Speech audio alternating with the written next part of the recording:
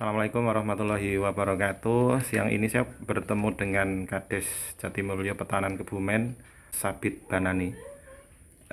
Banyak terobosan yang sudah dilakukan oleh Pak Sabit dalam periode kepemimpinannya di Jatimulyo. Mulai tahun berapa sampai tahun berapa nanti disampaikan.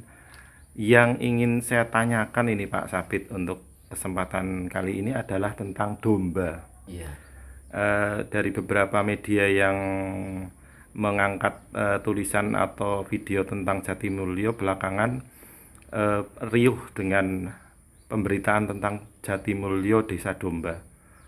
Ini ceritanya bagaimana Pak Sabit kok bisa ketemu dengan kebijakan tentang domba? Apakah karena di sini pakan melimpah atau basic dari warga Jatimulyo dulunya memang peternak atau ada sisi lain Pak Sabit? iya. Jadi Jatimulyo ini sebenarnya sebuah desa yang cukup luas ya. Cukup luas. Kalau dipetakan sekitar 220 hektar. Nah, di dalamnya sumber daya atau resource alamnya cukup melimpah.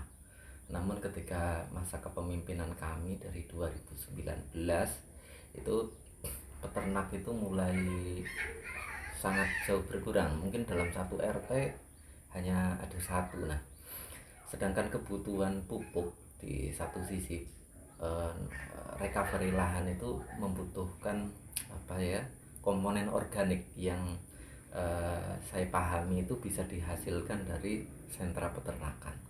Pada tahun 2023 itu desa membuat semacam konsep bagaimana masyarakat kembali ke lingkungan alam, sebab alam ini selain menjadi tempat berpijak kita, seharusnya menjadi berkah bagi masyarakatnya.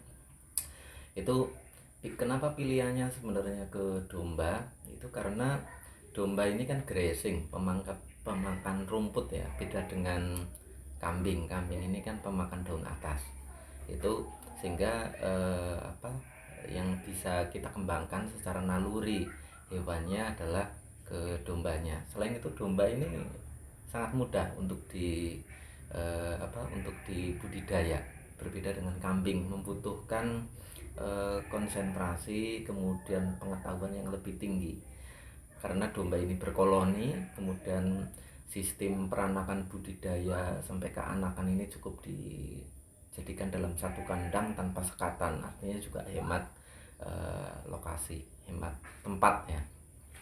Memang di proses untuk memberdayakan masyarakat butuh pelopor-pelopor. Nah, ini kita inkubasi dulu apakah peternakan ini bisa memberikan nilai tambah bagi masyarakat. Nah, setelah diinkubasi baru kemudian kita share, kemudian kita jadikan sebagai program dari pemerintah desa. Di pelopor di masyarakat kita membentuk 8 kelompok ya. 8 kelompok di 7 dukuh. 7 dukuh. Di 7 dukuh ini kita drop dan kita simulasi bagaimana membuat kandang yang bagus, kemudian pemeliharaan yang juga dimonitor, kemudian sampai ke tingkat edukasi bekerja sama dengan Puskeswan, Pusat Kesehatan Hewan milik Dinas Peternakan. Alhamdulillah pada saat ini di awal hanya ada 30-an peternak, saat ini sudah lebih dari 200 peternak dengan populasi yang cukup membahagiakan, sekitar 1.500 mungkin pada saat ini. Terdiri dari domba, kemudian kambing dan sebagian kecil sapi. Nah, itu setelah kita evaluasi keberhasilannya cukup cukup baik. Nah, ini tinggal melangkah lagi untuk melakukan upgrading genetik karena yang kita kembangkan itu adalah domba kerakyatan. Domba kerakyatan berarti domba-domba yang bisa diserap oleh pasar akikah, oleh pasar kurban, bukan domba yang di dikenalkan, dikawinkan dengan domba dari luar negeri.